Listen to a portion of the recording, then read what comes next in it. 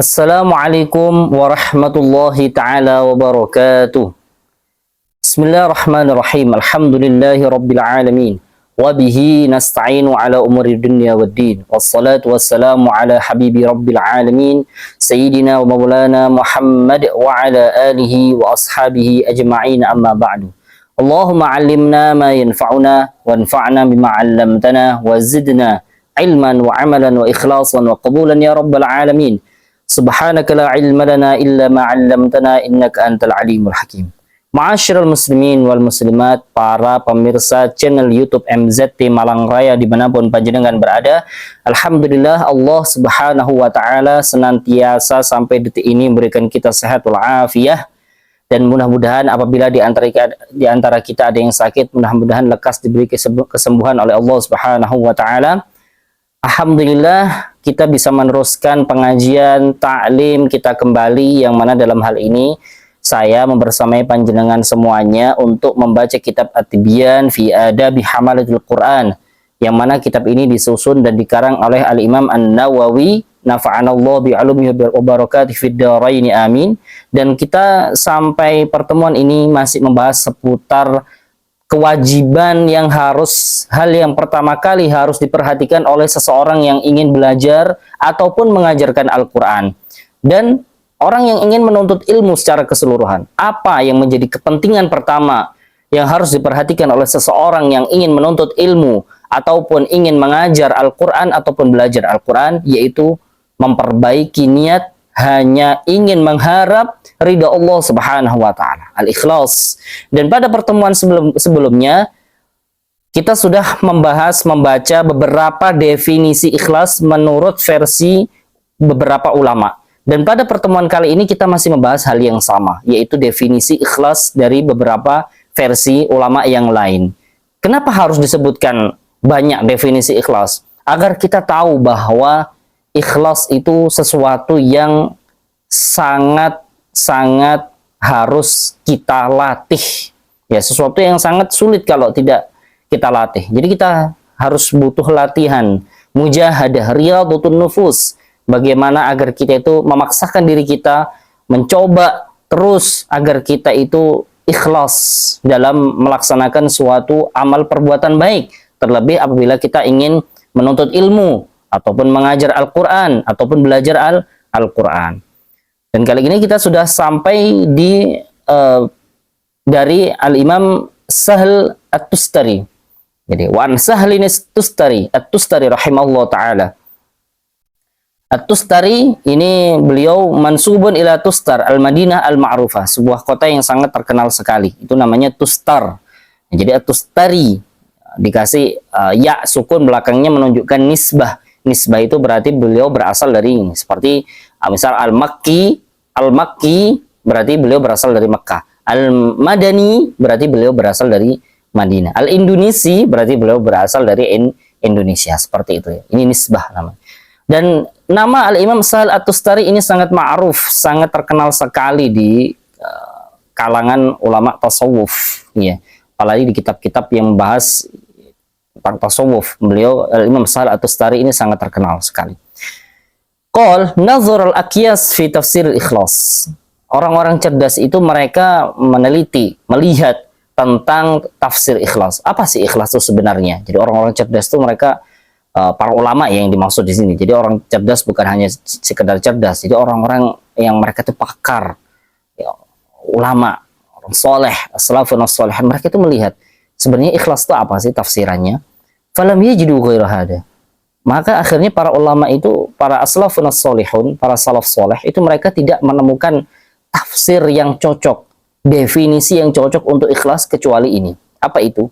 Antakuna harakathu wa sukunhu fi sirhi wa alaniyati lillahi ta'ala wahdahu la yumazijuhu syai'un la nafsun wala hawa wala dunia. Wah, ini sebagaimana yang kemarin sempat di pertemuan sebelumnya di definisi ikhlas yang part pertama, itu juga hampir sama kurang lebih ya definisinya. Jadi memang paling simple, paling enak mendefinisikan ikhlas itu dengan cara seperti ini. Apa itu?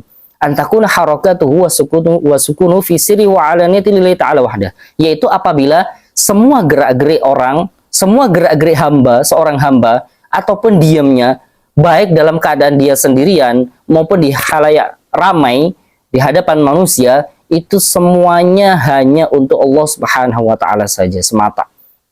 Jadi apa yang dia lakukan, baik dia itu bergerak, melakukan apapun itu, ataupun dalam diamnya dia, dalam keadaan baik dalam keadaan dia itu sendirian maupun dia itu diramai orang, itu semuanya dia niatnya hanya untuk Allah, ridho Allah Subhanahu wa taala. La yumazijuhu syai'un, tidak tercampur, tidak terkontaminasi sama niat-niat yang lain. La nafas, baik tidak terkontaminasi sama hawa nafsu.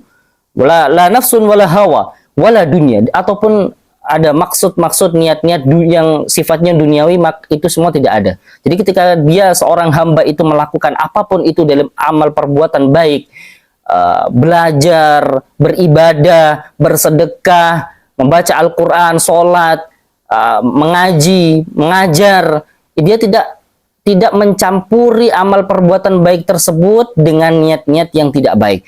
Semuanya dia jadikan hanya lillahi ta'ala, hanya mengharap ridha Allah Subhanahu wa ta'ala, tidak terkontaminasi oleh niat-niat buruk, niat untuk hawa, yang sekiranya niat tersebut ada dorongan dari hawa nafsunya untuk niat-niat yang jelek, ataupun ada niat-niat yang sifatnya itu duniawi, itu dia hilangkan. Jadi diamnya, bergeraknya, baik dalam keadaan dia sendirian maupun ketika dilihat orang banyak, semuanya sama niat dia, hanya mengharap ridho Allah Subhanahu wa taala. Maka ini definisi ikhlas yang paling simpel.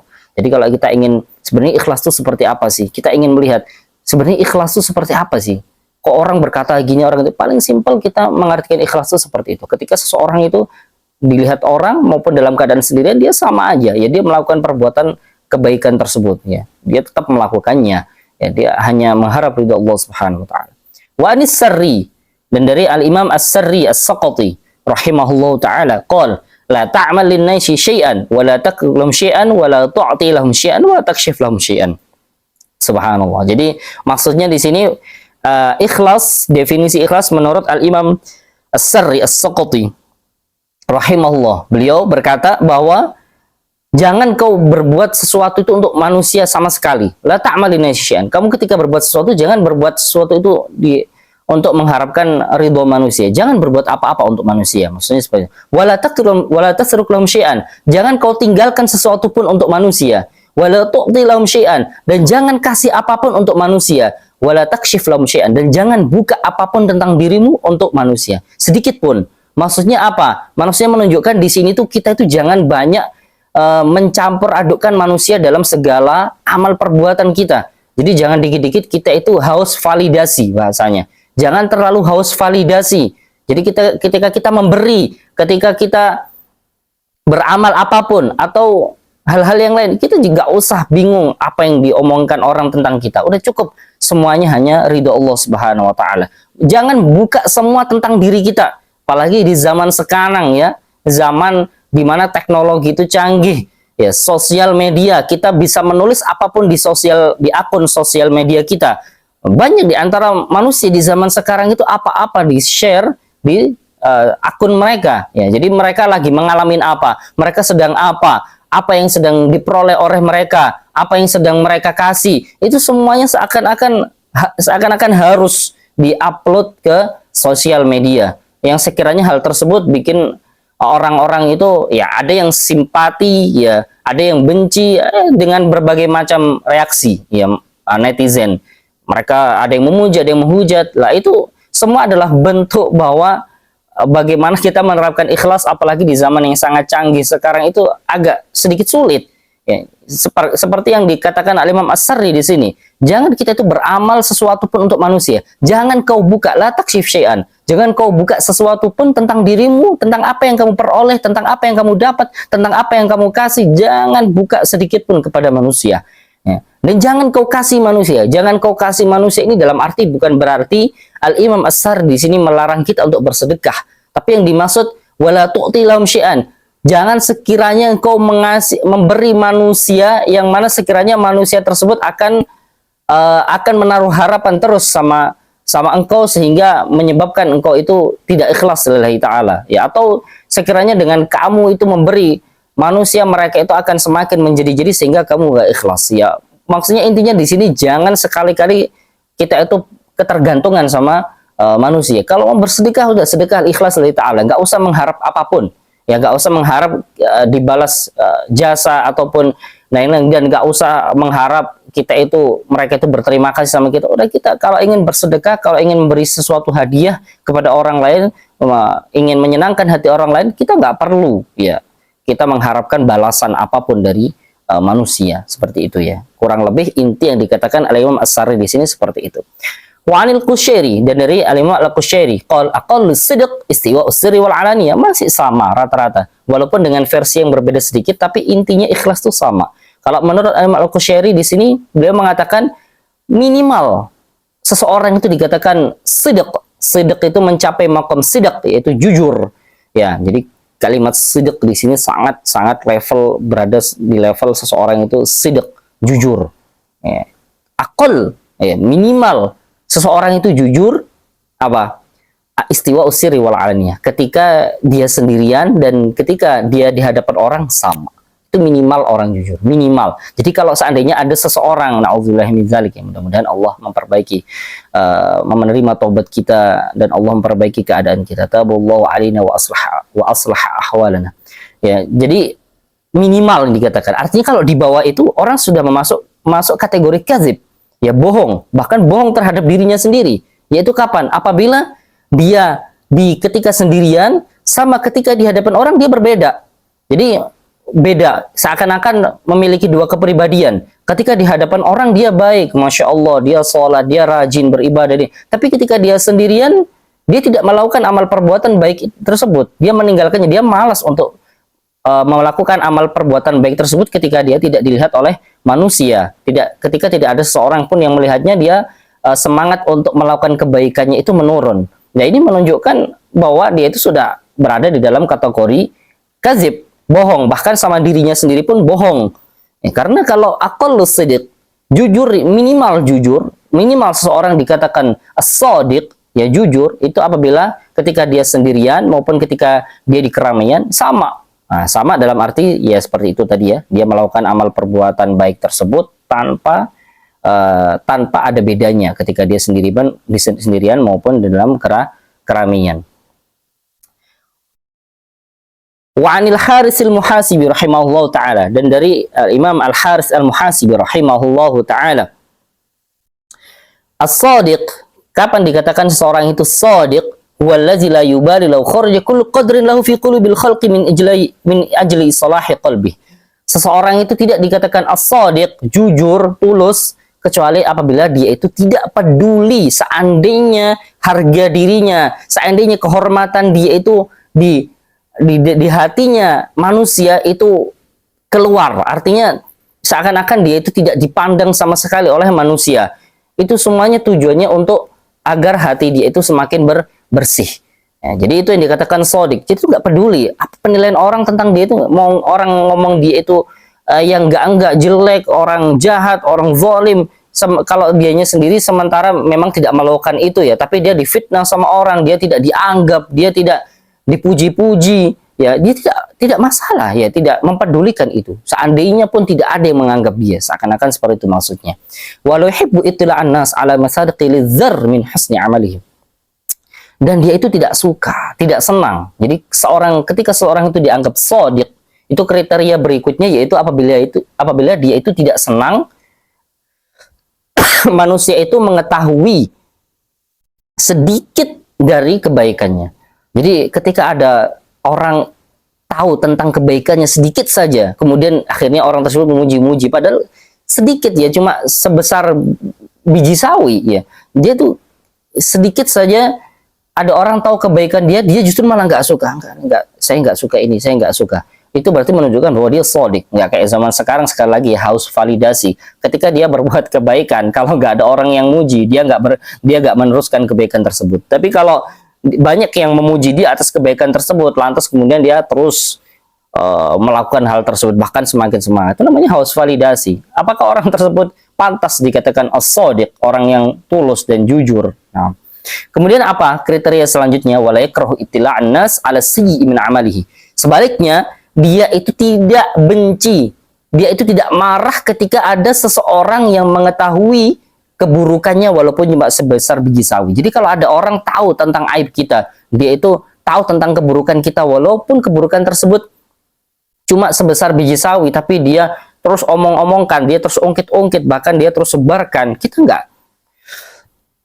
nggak peduli, kita tidak marah, tidak benci. Berarti menunjukkan bahwa orang tersebut as-shadiq. Nah, fa inna karahatahu lidzalika dalilun ala annahu yuhibbu ziyadata indahum. Karena kalau seseorang itu membenci hal tersebut, maka menunjukkan bahwa orang tersebut itu kepingin minta dianggap lebih di hadapan manusia. Jadi maksudnya ketika seseorang tersebut dia tuh nggak suka kalau ada keburukannya terbuka, aibnya dibuka di depan manusia, dia orang lain tahu akan keburukan diri kita, maka menunjukkan diri kita ini masih ada rasa kepingin dianggap sesuatu sama manusia, kepingin dianggap istimewa, kepingin dianggap lebih oleh manusia, sehingga kita nggak suka akan hal tersebut. Kalau kita nggak haus akan hal tersebut, kita nggak haus validasi, kita nggak kepingin dianggap lebih, kita bahasa kasarnya kita bodoh amat sama penilaian orang lain. Jadi walaupun orang lain tahu akan keburukan kita walaupun kecil, kemudian mereka selalu omong-omongkan, selalu ungkit-ungkit, disebarkan di mana-mana, kita nggak peduli, biasa saja. Karena kita memang pada dasarnya nggak butuh, ya nggak butuh sama penilaian mereka, kurang lebih seperti itu. Walaysa hadza min akhlaqis siddiqin. Kemudian Al-Imam Al-Harits Al-Muhasibi melanjutkan, ini semua itu bukan akhlaknya as-siddiqin, orang yang siddiq, ya. Jadi gelar gelar as-siddiq itu adalah gelar yang sangat tinggi sekali, seorang dikatakan sangat jujur. Ya, gelar tersebut diperoleh oleh Sayyidina Abu Bakar As-Siddiq, ya, radhiyallahu taala anhu. Wa an ghairihi, idza talabta Allah taala bisidq a'taka mir'atan tubsiru fiha kulli syai'in min ajaib dunya wal akhirah. Apabila engkau, ini penting ini, apabila engkau meminta kepada Allah bisidq, dengan jujur, dengan tulus. Jadi kita meminta sesuatu kepada Allah itu dengan jujur, dengan kejujuran kita tulus, kita nggak aneh-aneh, kita nggak butuh penilaian orang dan lain, tapi kita hanya meminta sesuatu itu kepada Allah Subhanahu wa taala.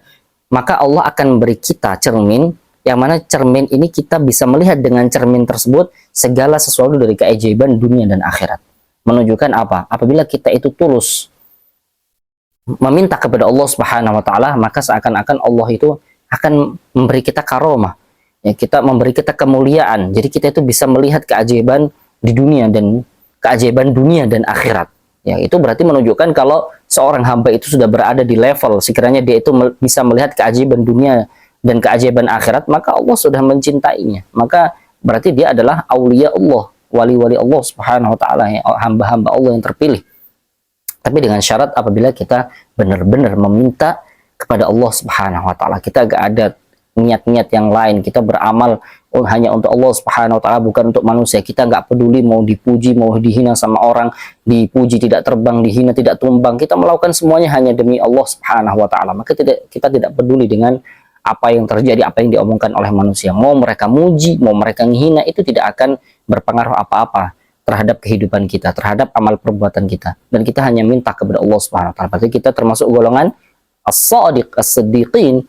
Nah, itu akan kemudian Allah akan berikan kita kemuliaan, yaitu Allah akan berikan kita cermin, yang mana bukan cermin hakiki di sini. Maksudnya Allah itu akan berikan kita kemuliaan, yang mana dengan kemuliaan tersebut, karomah tersebut, kita bisa melihat keajaiban dunia maupun keajaiban akhirat. Nah, wa aqawilus salaf fi hadza katsira. Kemudian Al-Imam An-Nawawi mengatakan bahwa sebenarnya perkataan ulama salafus saleh itu banyak sekali di dalam mendefinisikan ikhlas di dalam bab ini. Bab ini maksudnya mendefinisikan ikhlas. Asyarna ila hadzal ahrufi minha. Tapi Imam Nawawi hanya mengisyaratkan beberapa saja yang disebutkan oleh para ulama. Tambihan 'alal maktub. Yang penting intinya maksudnya itu tersampaikan. Maksudnya Imam Nawawi itu menyampaikan definisi ikhlas dari beberapa versi ulama, itu tujuannya Imam Nawawi ya hanya ingin menyampaikan kepada kita bahwa kalau kita ingin mengajar Al-Qur'an, ingin belajar Al-Qur'an atau ingin belajar ilmu agama secara umum, maka yang kita harus perhatikan adalah ikhlas lillahi ta'ala. Bagaimana niat kita di dalam menjalankan amal baik tersebut. Apakah sudah bersih ikhlas lillahi ta'ala atau masih ada rasa ingin dianggap oleh manusia, atau masih ada niat-niat duniawi, nafsu dan hawa. Nah, Wa qad zakartu jumalan min zalika ma'a syarhiha fi awal syarhil muhazzab. Dan Imam Nawawi juga sudah menyebutkan masalah ini, masalah definisi ikhlas sebagiannya itu bersama syarah, maksudnya keterangannya. Jadi beliau menyebutkan perkataan ulama fulan salaf, kemudian beliau syarahkan, ya beliau jelaskan tersebut, itu beliau tulis di kitab beliau yang sangat luar biasa sekali, yaitu fi awal syarhil muhazzab, itu kitab al-majmu' syarhul muhazzab. Di awal-awal itu beliau menjelaskan definisi tentang ikhlas. Jadi walaupun kitab al-majmu' syarh muhazzab ini kitab fikih, nah, tapi beliau memulai kitab tersebut dengan ilmu tasawuf, saking luar biasanya. Karena Imam Nawawi, ya, beliau tidak hanya faqih, ya, beliau bukan hanya imam di dalam ilmu fikih, bahkan beliau ada al-imam fit tasawuf, ya, beliau sufi, beliau imam di dalam ilmu tasawuf. Maka sangat mengherankan kalau di zaman sekarang ada orang mengatakan dirinya wah ahli tasawuf, mengatakan dirinya itu, mohon maaf ya, menganggap dirinya, menisbahkan dirinya itu imam fit tasawuf, tapi dia tidak mengetahui ilmu fikih sedikit pun. Bahkan dia rukun-rukun wudhu, rukun sholat, syarat sah sholat dia pun tidak mengerti. Dia sholat asal-asalan, dia wudhu asal-asalan, dia istinja asal-asalan. Apakah pantas orang seperti itu dikatakan imam fit tasawuf, imam sufi agung, ya? Maka karena itu kita jangan terjebak sama hal-hal macam-macam seperti itu, ma'asyiral muslimin. Jadi marilah kita berkiblat sama Al-Imam An-Nawawi, Al-Imam Asy-Syafi'i. Mereka itu semua adalah wali-wali Allah. Mereka itu semua adalah imam fit tasawuf, tapi mereka juga imam. Mereka juga pemimpin di ilmu tasawuf, mereka juga pemimpin di ilmu fikih. Dan mereka lah yang pantas untuk kita jadikan kiblat, ya, kita jadikan background, ya, figur bagaimana kita itu bisa menjalankan imbang antara ilmu tasawuf dan ilmu fikih dan ilmu-ilmu yang lain.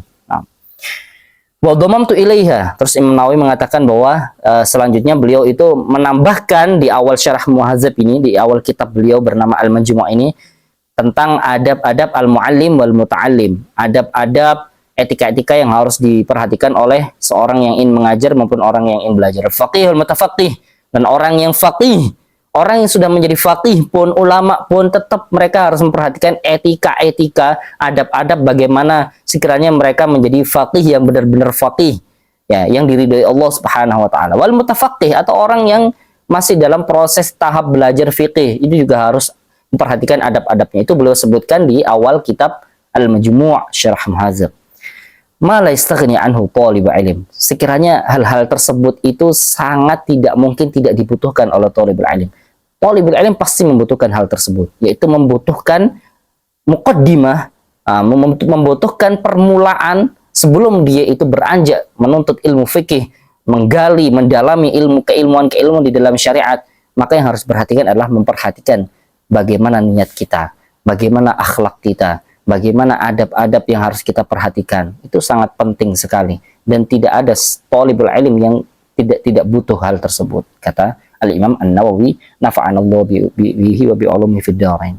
Alhamdulillah kita sudah menyelesaikan bab masalah tentang muqaddimah, bagaimana muqaddimah, apa yang harus diperhatikan pertama kali sebelum seseorang itu mengajar ataupun belajar Al-Qur'an atau belajar ilmu secara keseluruhan, yaitu tentang memperbaiki niat kita hanya untuk mengharap ridha Allah Subhanahu wa taala. Mudah-mudahan sedikit bermanfaat ilmunya. Hadza ma aqul lakum wallahu a'lam bis-shawab. Assalamualaikum warahmatullahi taala wabarakatuh.